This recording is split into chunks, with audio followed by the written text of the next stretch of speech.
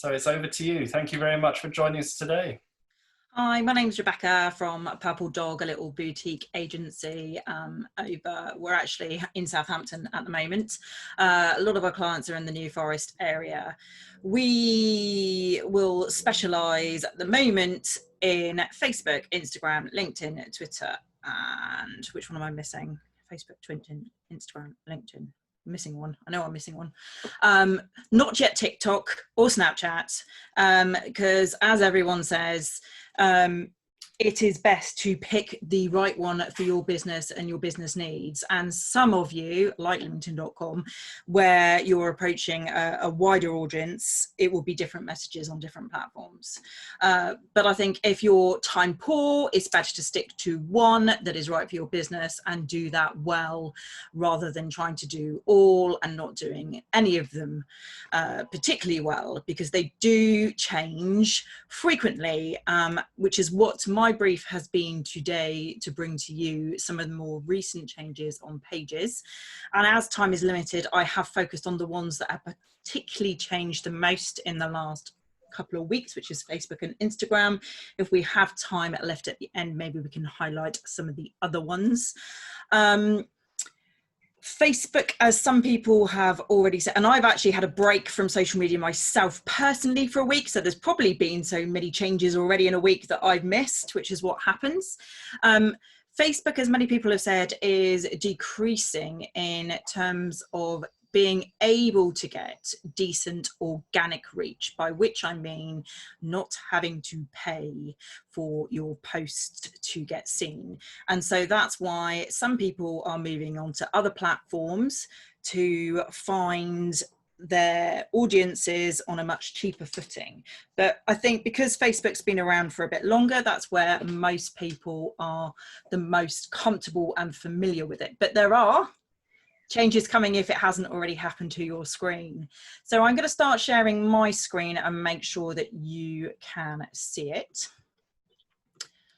So can everybody see that little doggy with recent changes to Facebook for Business? Can somebody just give me a nod or a... Yep. Cool. So we'll start with Facebook and we're going to go through some changes. So Facebook is absolutely changing its look and feel and going what it calls more streamlined and clean. Some people might call it a bit more Fisher Price and a bit more sort of playful. So this is what it might look like if your Facebook has already switched over. So they've introduced streamlined icons at the top, and the ability to have dark mode, which is quite common where we're spending so much time on our screens to take the strain off our eyes. And this is on a desktop. Now, if you want to switch early and see what it's going to be like, because they will switch it whether you like it or not at some point in the future, but they're not quite ready yet. And I'll explain why they're not quite ready yet. So if you wanted to switch to the new look and have a poke around, Facebook and Instagram are fantastic at hiding most of their settings and interesting features in tiny little drop downs and hamburger icons. So on the little drop down here, on the drop down arrow on the top right, you can opt to switch to the new Facebook. And that's going to bring up the different look and feel and the ability to turn on dark mode. Now, beware, as a business, the business pages aren't quite all ready. So I had to switch back because when I tried to make some changes to opening hours for a business, it wouldn't allow me to do so under the new settings and save them. So I had to switch back to the classic mode to be able to do so. So just be aware if you're changing over that you might lose some features as they're developing it, but it will come. Another one, which they've kind of said, oh, we're introducing business feed. Well, actually, business feed used to exist and you disappeared it for a while and we weren't able to find businesses that we wanted to interact with as a business that easily. And they now, thankfully, brought it back, although depending on what your device you're on will depend on how easy it is to find it. and they've hidden it quite well. So if you are on a mobile, you can go to your business page, just logged in, not on Pages, because they've made it harder on the Pages app, which doesn't make sense, but on the actual Facebook mobile app. If you then navigate to your own page and then click on the 3 dots and more, you'll then get this screen, or the middle screen, with Pages news feed at the second drop down there. And then you're able to interact as you as a business on the pages that you want to follow and interact with in terms of business pages. So you can then comment and interact on those pages, acting as yourself, much easier, and see just business feed rather than your sister's dog and your auntie's balloon party, tea party, and all those kind of things. So you can focus just on your business and not get distracted. And you can then find and follow businesses much easier in this manner. Now on a desktop, I think it then depends on how many followers you've got, because I've found it on some pages that I manage and not on others. So on a desktop, let's hope this plays for you. On New Forest Mark, it's then on the Pages feed down underneath. So I'll replay this in a second because it goes quite fast.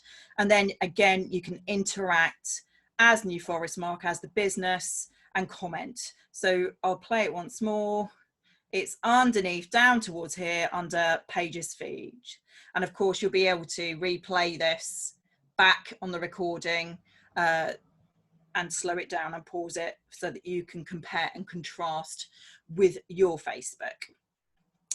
Now, of course, in the recent news is them trying to compete with Zoom, and they've introduced Rooms. How useful this is for a business, I haven't personally used it as a business yet. I think most people will probably use it personally, but there is perhaps scope to use it because you can set times. So you could do private streams with certain businesses or groups at a certain time. On a desk or on a mobile, it's quite easy. You just go, because they're highlighting at the moment, to the top here, it will probably say introducing messaging rooms. It's very easy in Messenger to find it. So I've got some instructions here. If you're doing it from your phone in Messenger, tap the people at the bottom of the screen, tap create a room, select the people that you want to invite. You can also share it. So this is where it may come in more for your business. You can share it in your newsfeed groups and events. So if you're going to hold an event, then from there you can share it. And they are saying that if you don't have Facebook, you can still share a link with someone and people will be able to join. You can set a time. Now, from a desktop, in the classic Facebook, you can, right from your newsfeed, here's the arrow, go create a room. Now, at the moment, that seems to me that you can only then do so as an individual and not as a business, with the exception of if you already have a Facebook group. So if you have a Facebook group as your business and run as your business, then you have the option to set up a room within that group. So that's Facebook Rooms. Also, I mean, it's been around for a while. Having a shop on Facebook has been available for a while. They've recently made some changes. One thing being they're now pushing mostly physical products. So they won't allow virtual products to sync, like, for example, a course or a subscription to a membership site. You've always been able to link your website, well, always, certainly for the last year or so, 3 years or so, you've been able to link your website to Facebook so that you can add your products or certain products to your Facebook page. If you don't have a website e-commerce shop with a checkout as yet, what they have done is they've allowed you, particularly with COVID-19 and businesses struggling, to set up more of a shop kind of interface with a messaging option. So here's just a blank walkthrough. You've got the option to do message to buy when you set up your shop on your Facebook page rather than check out on another website. And then if you click that, you can go through, and what you can do then, you can choose your currency. Most of us, of course, are going to be British pound.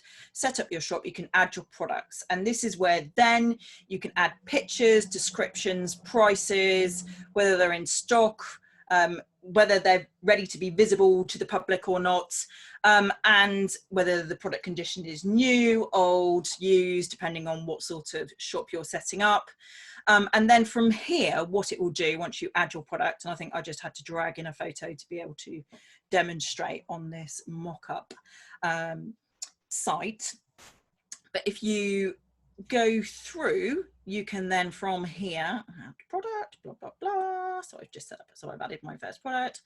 And then what it looks like is if someone clicks on that product, what you're going to get then is a message to buy function. So at least you can show the products, you can show the descriptions, you can show if they're in stock, you can show your prices, and then if someone is interested, they can at the very least message you directly about that product, and making it easier to start that conversation about a purchase. So that helps some people who aren't yet set up with e-commerce website. So Instagram has, as many people said, is where a lot of people are sort of moving to and finding a lot more organic growth and a lot more interaction. It's certainly where I spend the bulk of my time as a business at the moment. So great one for those desktop loving people. They finally added direct messages to the ability to check on your desktop. So if you log in on your desktop, if it's Instagram, for those that don't know, Instagram's predominantly mobile based, you can now go to direct messages, click on the little aeroplane and see all your messages here, and it will come up with a little flag if there are any messages to be read. So that's really useful. And then there's been lots of developments in the Instagram stories. Now, there's a little key for people who are looking to grow their audience on any platform. Wherever the platform brings out lots and lots of new features is probably where you want to spend some time hanging out, particularly if you're trying to grow your audience, because they will always push people using and experimenting those features to the top of the algorithm feed first. So whatever your platform you're on, if they're introducing new features, try them out, because you'll find that you'll win over some new followers. So one that's been great for a lot of local businesses is the support small business sticker, particularly where people have been working together. It's allowed people to add the sticker to the Instagram story, making it clickable to talk about business or products from that business, and people can then click directly on the sticker to find that business, go and follow them, see more about that individual business. Then another new one that's quite new is the DM sticker. So adding to your story, you can now add a DM sticker. So this is really good if you've been trying to interact with people or want to ask questions or direct people to something where you don't have 10,000 followers yet, and therefore the link feature to be able to add a link to your Instagram story, you can at least then say DM me and I'll send you the link, for example, or DM me and I'll tell you more about this product, or DM me to start a conversation about this. So that's quite a useful feature. Direct message, for those of you that don't know what DM means. And then more recent features on terms of stickers are gift cards, food orders and donations.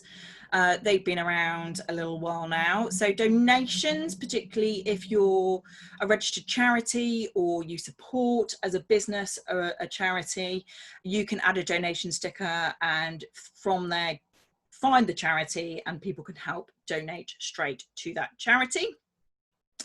Then food orders. If you are running a takeaway business, you can, and I say can, integrate this with your food order delivery service. The reason I hesitate and emphasize the can is because it will have to work with, I believe it's Deliveroo, and I'm not sure if they do Just Eat just yet in this country. And I know they take a massive cut, and for small businesses, that might be more of an uphill struggle than you need right now, but there is that integration facility there.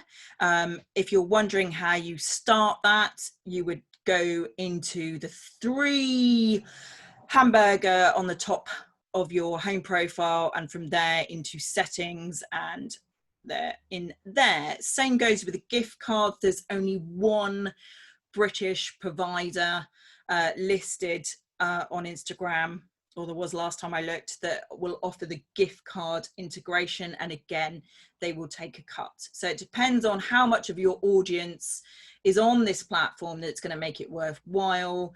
If they're the people who are likely to do an impulse buy quick whilst on Instagram, then maybe it might be worth you looking into it. If it's not, then maybe it's not worth the while. With that, they have since also added the option to then not just add it to stories, but the gift cards, the order food, and the donate options, they've made it a clickable call to action option as a button on a business profile. So where a lot of people have added their contact, ability to email, or even directions if it's a physical location, you can now add these call to action buttons as well. But of course it has to be integrated with their system. It can't just be a link to your website gift cards or your website food delivery menu, unfortunately. And then another big update is, I know lots of people have been trying live videos more recently, particularly with the likes of Snafu Festival. And before, if you went live, then it was quite convoluted, that if you wanted to then reshare it, you had to download it and then upload it again. And now they've made it a direct link to being able to share directly to IGTV. So you're able to then, as soon as your broadcast finishes, re-upload it much easier to IGTV until you decide to permanently remove it from that platform. So I've done a whistle-stop tour of those two. Do we want to take questions on those first? And then if we have time, we can look at perhaps some of the other platforms. Matthew, what do you think? That sounds good, if that's all right with you. Mm-hmm. Are you able to just take your screen down so we can Of course. see each other? Thank you. We all know that we could spend hours and hours and hours. So let's just pause there for a moment. If anyone has a question, just wave very obviously. Angie's waving very well. There you go. I'm practicing my waving with all this Zoom. That was really interesting, Rebecca. Thank you. I just want to ask a question. Am I right in thinking that they're not allowing us to promote anything virtual at all, not even during COVID? So my question is, if that's the case, if we've got a book that we want to sell that is sold through Amazon, yeah, so physical copies of it, but it is a physical product, can you put the link on Instagram, Facebook? Yeah. So when I said the shop, yeah, I mean in terms of it syncing to the Facebook shop, you can still promote any product, virtual or physical, through a link through Facebook. And if you make your bio link accordingly, or use a feature like Linktree or something on Instagram, then you can do that too on Instagram. What I mean is they've taken away, so you used to be able to sync your products on your website to Facebook shop. They've taken away the ability to sync virtual products. So for example, my Instagram for Business course, I can't sync directly to Facebook as a product because it's a virtual, it doesn't exist physically, Yeah, if that yeah, makes sense. okay. But anything that has a link, or or is a physical product, like a physical book, you'll be able to sync. Okay, perfect. Thank you. That's brilliant. Thank you. So I saw another wave somewhere, but I can't see everyone on the same screen. David, there you go. I won't unmute. There we are. Hiya. I don't really have a product to sell. Mine's all very virtual. Mine's auditing. But I do blog. I know this is going off at a slight tangent, but I do blog. Where could I promote a blog? How would I do that on social media? You can promote it on most of the platforms, but it's easier to promote it as a link directly on either LinkedIn, Twitter, or Facebook, because link sharing is not so easy on Instagram. So those would be my first options, depending on what your audience that you're hoping to share that with. If it's predominantly B2B, it might be that Twitter is the best option for you. Okay. Because I don't have a Twitter account at all. It's not a Luddite, just other things to do. Yeah. Okay. Right, thank you. Madeline. Hi, the interacting as a business on my my phone, I've managed to get in and do it, and I followed it exactly as you said. Yeah. But on my friends, and I've tried it on my friends because we share the business. Yeah. I can't find it anywhere on that screen. One thing to check is, has she got the latest update on her of software on her phone, and Right. also of the latest update on the Instagram, on the app?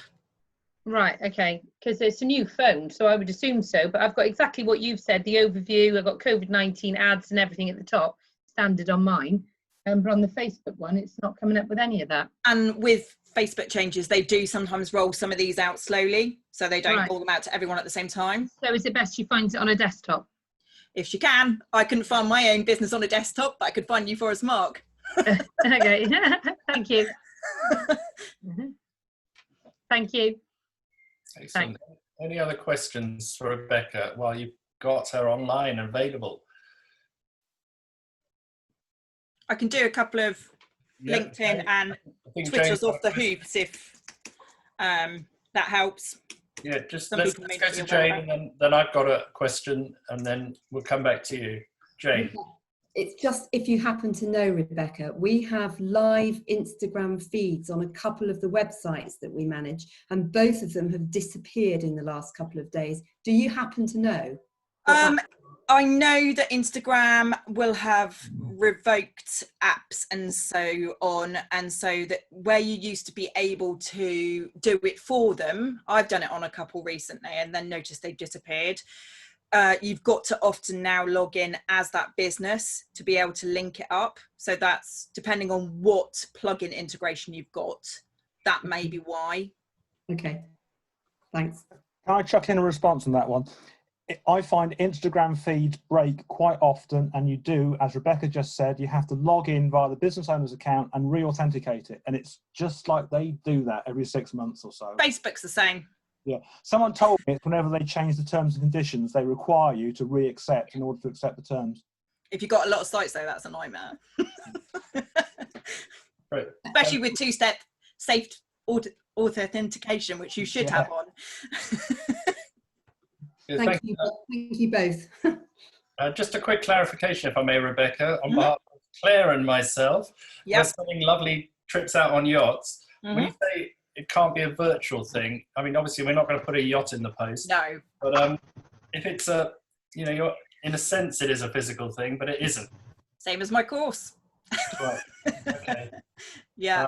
So even So though you can't sync it, you can still promote it, but you can't, it won't allow you to sync directly from the website. If in fact, if you go into the back end of a lot of websites now, I was on one new one today, and it said it's removed the ability to sync virtual products. Whether that is just at this moment in time, where Facebook is trying to stay on top of fake news, fake sales, all those kind of things, until this period is over. I don't know whether they'll bring it back. Yep, thank you very much. Do you want to add a couple more bits in, and then we'll see if that inspires any more questions for later? Yeah, so one thing that people perhaps may not be aware of is the recent change to LinkedIn. I'll just quickly reshare my screen. So if you plug away on your business page, can we all see my LinkedIn? Yep. Obviously, as I said, haven't been on social media for a week. If you have a company page that you post to, you may not be aware that you can now ask your connections to follow your company page. So rather than just following you, you can now literally invite all your connections to follow your page directly. So that's one tip. So they'll see your posts as a business rather than just all your personal posts, or having to share it all the time to your personal. And that helps also then obviously build up your following on your company page. So that's, and I assume people are aware that you can now use hashtags on LinkedIn, and they're actually quite effective. So then with Twitter, not that I've logged into the native Twitter app for a while, but it's my understanding, oh gosh, logging into Twitter directly, that'll be a while. It's my understanding that you can now schedule tweets. Okay. I don't personally use Twitter. I use management platforms, but I was under the impression that you could now draft it. So let's see. I know they're rolling it out if it hasn't done so yet.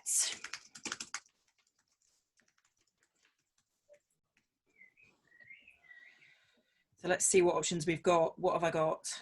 Can I? No, I can't yet do it. So it will, oh, here we go. There you go, little calendar.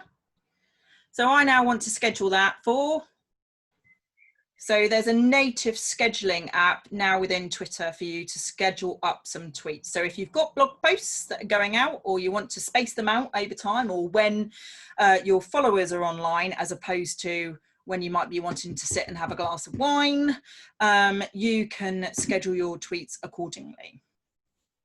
So that might be useful for some people who natively use the Twitter app. And then from here, you can see your scheduled tweets. I won't have any yet, but so. Good. Thank you for that. Any questions now that we've delved into LinkedIn and Twitter as well? There we go. Angie and Rob, is it anyone else? Because they've already spoken. No, no, go ahead then. Angie and then Rob. Okay, thank you. Rebecca, is it possible to have more than one company page on LinkedIn? Yes. So they're all added separately. So when you've got a second or third page on a company page, do the followers of your first page, do they automatically follow, or do you have to start again essentially? Yeah, so well, which is good if you have a different audience for different connections. So you might have coaching clients that might be interested in this, but if it's a book, you might have different people that are interested in it for a different reason. And then just a quick question then, if you set up a page on LinkedIn, does it stay in draft or publish immediately? Can you keep it in draft? Let me switch back to LinkedIn. Can you keep it in draft? Well, don't invite anyone to it first, and don't add loads of stuff to it, and then it should at least not get seen. Create it, but just leave it part. Yeah, I haven't created a page for a while. I'm just trying to remember. I wasn't sure if the functionality had changed, so okay. So look, I've got all these different companies that I either post for or are part of. So okay, yeah, you can definitely do one or more than. Okay, that's not a problem. That's brilliant. Thank you. Great, thanks. Over to you, Rob. Just a quick comment on that one. You can certainly take a LinkedIn page offline temporarily if you want to, because I had someone who wanted to do that and it worked fine for them. I was actually going to ask, and feel free to say no to this one because it's probably outside the scope of today. Can you give us a quick heads up on TikTok, the merits of it? TikTok? Yeah. TikTok is predominantly a video sharing app, short video clips in portrait mode. So it is where a lot of people are spending their time at the moment, where their kids are getting them onto it, because if they're bored at home and they aren't working from home, they may be doing fun things like recreating dance acts and so on. So depending on what your business is and how creative you are, it may be something that you can use. One of those things, isn't it, that if and particularly if you're after attracting teenagers and have products that you want to sell, or at least encourage teenagers to ask their parents to buy, TikTok might be a place for you. Excellent, thank you. There's about 3 minutes left. I've got Madeline. I just thought I'd say with the TikTok side of things, we're not after teenagers, but it has allowed us to do some really good videos that appeal to the people on Facebook. Yes. So in getting into using the way it's edited, we're not interested so much in the likes and the hits or whatever they're called on TikTok, but it's been a really easy way of creating a fabulous video that then we can share onto Instagram and Facebook. So and it helps to keep that short as well, so that then it's not long-winded on different because it's 30, 60 seconds is the maximum you can do on TikTok, but there's so much functionality and things you can do, and the music that you can put to it, and editing it is really, really easy. How do you then find sharing it with music to Facebook? Because quite often Facebook will then block something if it's got music on. We've had no problem at all, because I've had that before, where I've been videoing rabbits and the radio's on in the background and they've stopped it. But for some reason, if it comes off of TikTok, there's two ways of doing it. You can share it and you have to have a TikTok account to go and view it. And that's the problem, because most of our customers don't have a TikTok account. But then the way we've done it is we've actually downloaded the video onto our devices and then uploaded them. That will be better for Facebook anyway, because Facebook won't like the link sharing from another platform. So the very fact that you're then uploading native video is going to help with engagement as well. Yeah, absolutely. But yeah, that's how we've used it. It's not so much that we think we're going to get lots of our people from TikTok. It's more the video editing capability. Yeah, it's it's free and it's brilliant. There you go. Excellent, thank you. Time for a last question. Let's try and catch Rebecca out with something really difficult. Anyone? There we go. Excellent. Go for it, Jasmine. Hi, yeah, just quickly. You touched very briefly on hashtags when you were talking about LinkedIn, and I use it for Instagram. I just wanted to know how to use a hashtag efficiently and the importance of a hashtag. Okay, that's a whole like hour and a half conversation, but first of all, check the hashtag that you're using in the search to see how many people are already using that, because you ideally want a combination of really high profile hashtags, medium profile hashtags, and really niche hashtags as a collection together. You can use up to 30. Research swings, but tends to suggest around sort of 11 is the best to start with and play with. A combination of, obviously with hashtags you can use emojis, but you can't use spaces and you can't use numbers or other symbols. Have a look at when you put the hashtag into the search, have a look at what other hashtags come up for ideas of other hashtags. And also with your hashtags, change them up regularly so that you're not using the same ones all the time. And then have a look on your insights, if you've got a business profile, to see which ones are working really well. Some people do spacing so that it takes away the hashtags aren't sort of shown in the message. Some people put it on the first comment. If you put it in the first comment, you have to put it in quick and then don't edit them, because Instagram thinks you're then playing the system and trying to get more views by altering your hashtags over time. Nice. Okay, thank you. Great. And if it helps, Jasmine, you can ask your dad to explain it all to you later. All right, good. So I think we're pretty much there. Rebecca, just tell us a bit about your course that's online, available for people to buy into. So I've done for NFBP in the past, getting started with Instagram for business, and it's been very successful. And I was due to do it personally at the start of the lockdown. So what I did was I basically converted that course into 6 lessons, which I know some people on here have done or are working their way through, taking you through things like how to actually open your account, how to convert it to a business profile. There's a whole lesson on hashtags and how to use them, the different strategies in terms of how do I get started with stories. It's getting started, so it doesn't go into live or IGTV in any detail. It's more about getting you up and running and engaging and the different things to consider when starting for your business. So I think it was on your last email, wasn't it, if people are looking for the link? So, or just head to my website, and actually in the footer at the bottom there is access to, and you can get instant access to the course once you just make sure you put in your email correctly. Because if you put in your email wrong, then you won't get access. But if you can't type your email, you probably can't go on social media. So, absolutely. But Rebecca, as always, thank you so much. You get a lot into a very short period of time, but I'm sure you'll be back on a virtual one, and we know you'll be back in the autumn. We may be in a very large room, 2 meters apart, but we look forward to, those colleagues know, we have an autumn series of social media training as well. But I'm sure we'll have another Zoom on it before too long. In the meantime, we can look forward to David taking us into the murky world of cyber next week, and have your questions and concerns ready about that. It's really, really important that, and particularly now when there's all sorts of stress around anyway, that you're just aware of some of the things going on in the cyber world. The week after that, 2 colleagues, Ruth, who's on the call today, and Julie, will be taking us through the risk assessments you need to do if you haven't already. If you're already open, maybe it's a time just to revise it. But if you're about to open, as we hope we are in the hotel world, the priorities for risk assessing your business, that's on the 1st of July. And then on the 8th of July, Bex Neal, who helps people with branding, will be helping us just think about reshaping the way you are. She's got a presentation called Shape the Future You Want to See. So those are the next 3. As always, it's always good to see everybody.